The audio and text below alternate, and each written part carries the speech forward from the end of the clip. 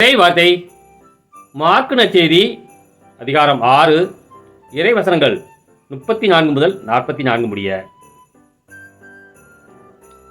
இயேசு கரையில் இறங்கிய போது பெருந்திரளான மக்களை கண்டார்.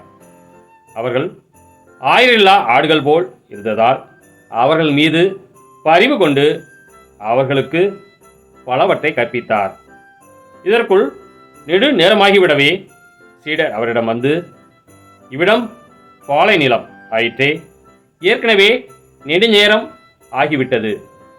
சுற்றிலுமுள்ள பட்டிகளுக்கும் ஊர்களுக்கும் சென்று உண்பதற்கு ஏதாவது அவர்களே வாங்கிக் கொள்ளுமாறு நீர் மக்களை அனுப்பிவிடும் என்றனர்.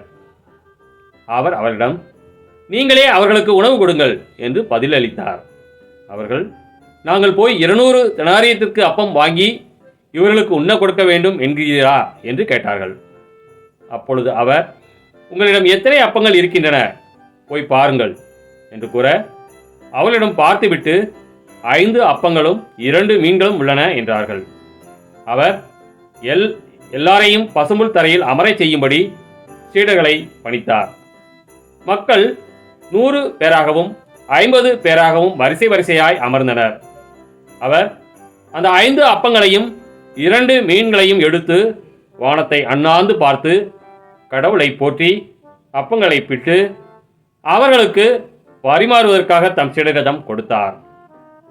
அவ்வாறே அந்த 2 மீன்களையும் எல்லாருக்கும் பகிர்ந்தளித்தார். அனைவரும் வயிறார உண்டனர்.